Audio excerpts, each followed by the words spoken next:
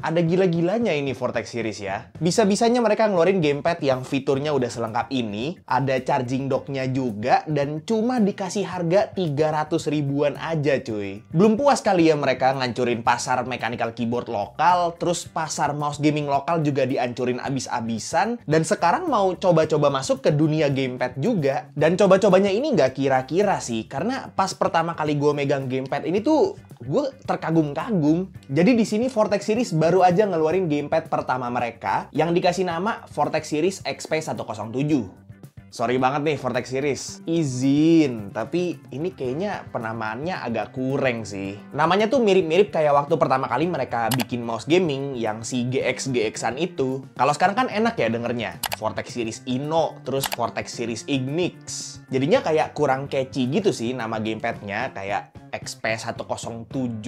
Tapi ya udahlah, masalah kecil itu mah. Nah, kenapa gua tuh dari tadi kayak excited banget buat bahas dan ngasih tahu soal gamepad ini ke kalian? Emang ini bukan kayak another ODM gamepad brand lokal lagi, Bang? Ya coba aja kalian bayangin nih ya.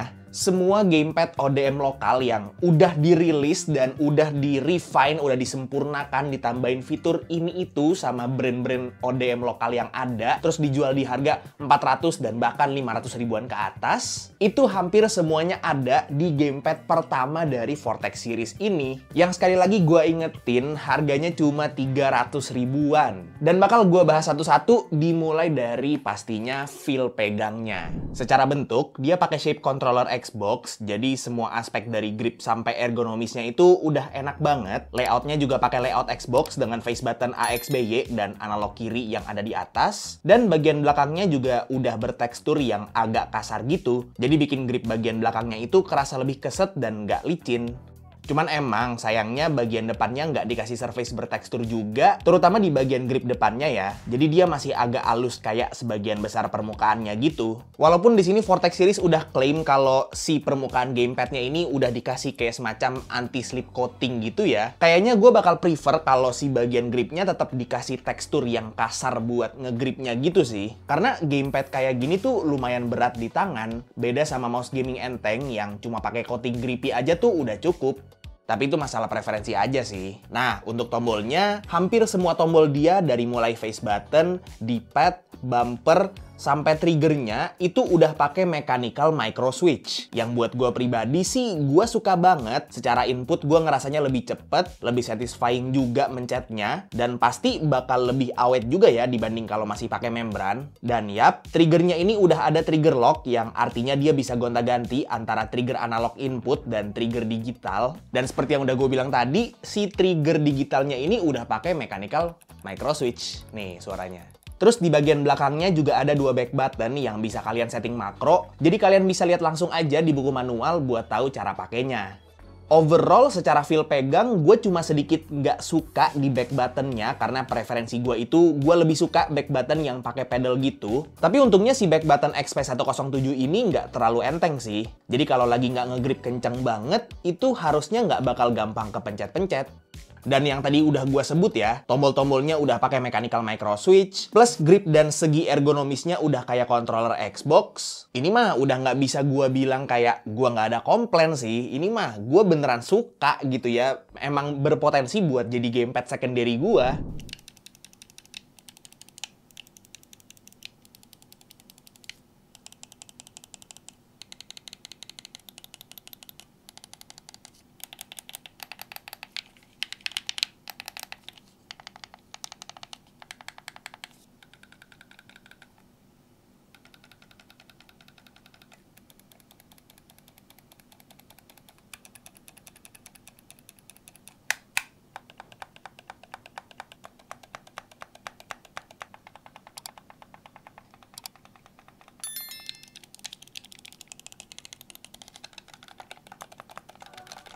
Nah, untuk trigger analognya juga udah Hall effect dengan sedikit kerasa ada pre-travelnya, tapi tetap kerasa akurat banget ya dari poin 0 sampai 1-nya. Jadi udah cukup enak buat main game racing, dan analognya juga nggak ketinggalan, udah pakai Hall effect juga dengan error rate di 0%-an cuy. Gue juga ada tes polling rate-nya di sini, udah 1000 Hz dan latency-nya juga konsisten. Gue tes beberapa kali tuh kecil banget ya. Jadi gue rasa buat kebutuhan game kompetitif, gamepad pertama Vortex series ini udah oke banget sih.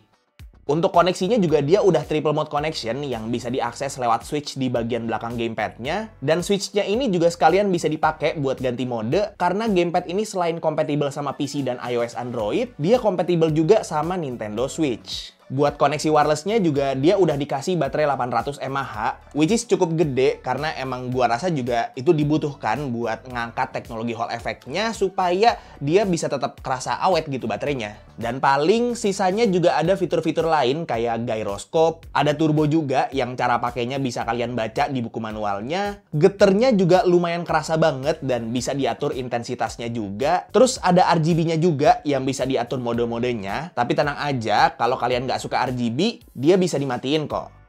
Dan terakhir, seperti yang udah gue bilang di awal video tadi, dia ada charging dock-nya yang udah termasuk di paket pembeliannya cuy. Jadi kalian nggak harus beli terpisah, nggak harus nambah duit, udah pasti dapat si charging dock-nya ini. Charging dock-nya sendiri desainnya mirip sama Ajas GP100 yang sempat gue review juga beberapa minggu yang lalu. Jadi udah pakai desain yang cukup beda ya dari gamepad ODM lokal lain.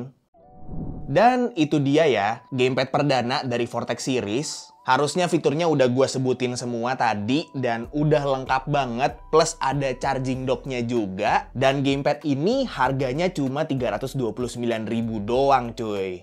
329.000 in this economy dapat itu semua. Jujur secara objektif gue rasa ini bakal mutlak jadi inceran banyak orang sih, kayak bakal jadi calon-calon goib lagi. Tapi kan itu kalau secara objektif. Kalau secara subjektif dan opini gue memang ada beberapa hal yang gue itu kurang suka. Kayak misalnya dia pakai analog yang tengahnya cembung gitu, sedangkan gue udah terbiasa sama analog yang tengahnya cekung. Jadi agak kurang enak rasanya pas gue pakai main FC26 gitu. Apalagi gue tipe orang yang kalau pakai analog tuh megangnya di ujung-ujung analognya, jadi kerasa nggak ngegrip gitu sih. Terus gue juga nggak suka fitur dimana gamepad ini kalau dalam posisi mati, dipencet tombol apapun bakal nyala. Ini juga udah gue bilang ya di review Ajas GP100 kemarin nih ya, kalau misalnya dipencet tombol apapun selain power buttonnya dia bakal nyala. Dan concern gue tuh beneran kejadian. Pas pertama kali gue nyalain gamepad ini, pas gue keluarin dari boxnya, itu udah lowbat cuy. Jadi tolonglah, ini ada power button jangan cuma dibikin opsional doang. Nah terus mungkin memang karena gamepad ini agak di-press gitu ya harganya, jadi gue rasa memang ada beberapa aspek estetika yang agak dikorbanin sih. Kayak misalnya logo Vortex series di power buttonnya itu kurang ke tengah. Udah gitu stiker di bagian belakang gamepad sama di dongle-nya juga kelihatan kayak stiker murahan gitu ya. Tapi itu sebenarnya bukan isu yang signifikan banget. Mau logonya kebalik juga kalau emang gamepadnya bagus ya udah bagus aja. Dan paling itu aja sih. Sebenarnya gue nggak kaget-kaget banget dengan Vortex series yang bisa ngeluarin gamepad dengan fitur lengkap kayak gini di harga 300 ribuan kecil. Karena ya it's bound to happen sooner or later nggak sih? Kayak sekarang aja tuh di harga 400 ribuan, gamepad tuh kayak udah sama-sama aja gitu. Paling yang ada edge-nya cuma misalnya entah udah ada softwarenya atau analognya udah TMR gitu kan. Jadi gue rasa gamepad yang cuma ngandelin atau jualan fitur Hall Effect, terus mechanical button, terus ada charging dock-nya, itu emang udah layak diturunin ke price range 300 ribuan sih. Cuman gue nggak expect aja kalau 300 ribuannya tuh 329 ribu. Mungkin kalau misalnya masih di harga 369 atau 379, itu masih masuk akal gitu, apalagi udah dapat si charging dock-nya gitu. Tapi ini 329 cuy, agak nggak make sense sih sebenarnya sih. Oh iya, di paket pembeliannya kalian bakal dapat gamepad-nya, dapat dongle 2,4 GHz, dapat charging dock, dapat kabel USB-C, sama dapat user manualnya. Dia juga ada dua varian warna, ada warna putih sama hitam.